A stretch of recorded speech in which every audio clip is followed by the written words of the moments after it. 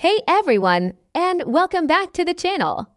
Today, we're diving deep into one of the most heartbreaking and intense plotlines of the entire series, the shattering of the StormHaven Pact in Volume 7.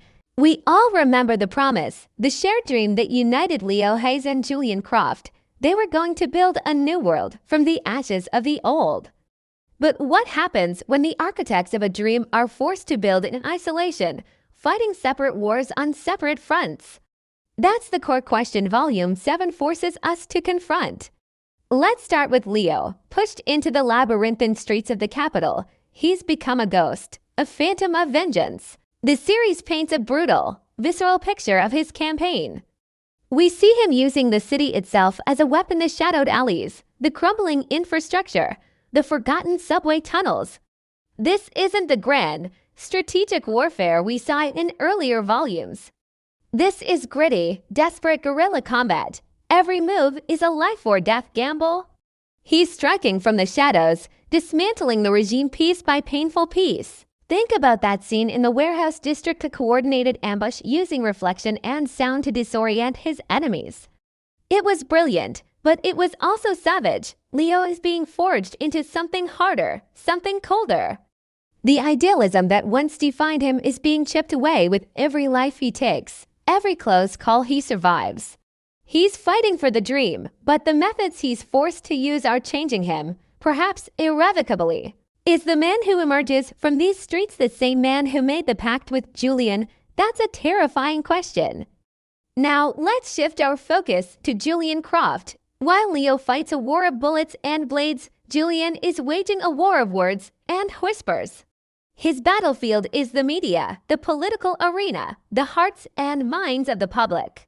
He's employing a scorched-earth strategy, but his fire burns through reputations, not buildings. He's exposing corruption, leaking classified documents, and orchestrating assassinations of character on a massive scale.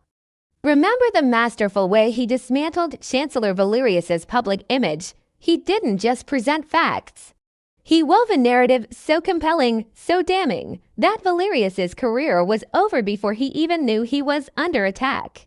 Julian's methods are clean, precise, and utterly ruthless. He's a surgeon with a scalpel, while Leo is a soldier with a broken bottle. But this path has its own dangers. Julian is becoming more isolated, more paranoid. He trusts no one because he knows just how easily trust can be manipulated. He's playing a game of shadows, where every lie could be a future enemy. He's so deep in the world of lies and half-truths, you have to wonder if he can still recognize the simple, honest dream that started it all. The true genius of Volume 7 is how it juxtaposes these two struggles. The narrative constantly cuts between Leo's brutal street fights and Julian's high-stakes political maneuvering. We see Leo covered in grime and blood, fighting for his life in a flooded sewer. The very next scene might show Julian impeccably dressed, delivering a devastating public statement that sends shockwaves through the government. They are two sides of the same coin, fighting the same enemy, but they might as well be on different planets. Their communication is severed. They have no way of knowing what the other is enduring, what sacrifices the other is making. All they have is the memory of their pact. This isolation is the critical factor. Without each other to serve as a moral compass, their methods diverge to the extreme. Leo embraces the physical brutality necessary for survival, while Julian embraces the psychological cruelty of his political war. Each man is becoming a master of his own dark art. The tragedy is that these very scales, the ones keeping them alive, are also the ones driving them apart. They are adapting to their environments, but in doing so, they are becoming fundamentally different people. The series forces us to ask, if they were to meet again right now, would they even recognize each other? Would Leo see Julian as a manipulative politician? And would Julian see Leo as a mindless thug? This is where the core conflict lies. Their shared dream of StormHaven was built on a foundation of mutual respect and a shared moral code. But that code is being rewritten daily by the demands of their individual wars. Leo's actions, while necessary, are pushing the boundaries of what they once deemed acceptable. Julian's manipulations, while effective, betray the very transparency and honesty they vowed to uphold. They are both compromising their ideals to achieve an ideal outcome. It's a classic paradox. Can you build a perfect world using imperfect, even monstrous, means? And more importantly, can their partnership survive the revelation of what they've both become? The reenactments in the story drive this home with chilling effect.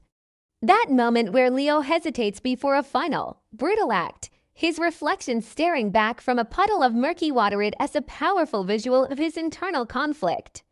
We see the man he was warring with the man he must become. Similarly, the scene where Julian edits a recording, twisting an opponent's words into a confession, shows his own descent. His hands are clean, but his conscience is anything but.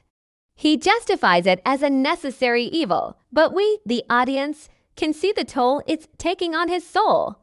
He's sacrificing his own integrity for the greater good, but at what point does the cost become too high? So, can the StormHaven pact survive?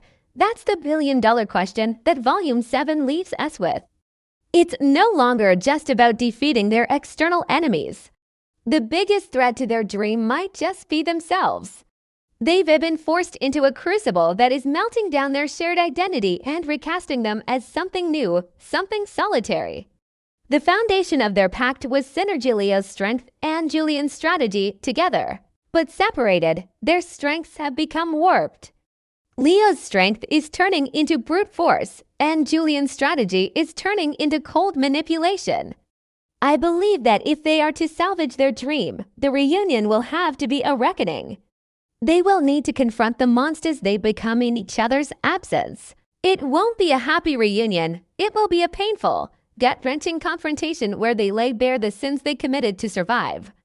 The survival of StormHaven depends not on whether they win their respective wars, but on whether they can find a way to forgive each other, and perhaps more importantly, forgive themselves. Can the dream they created together be powerful enough to bridge the chasm that has opened between them? Honestly, I'm not so sure.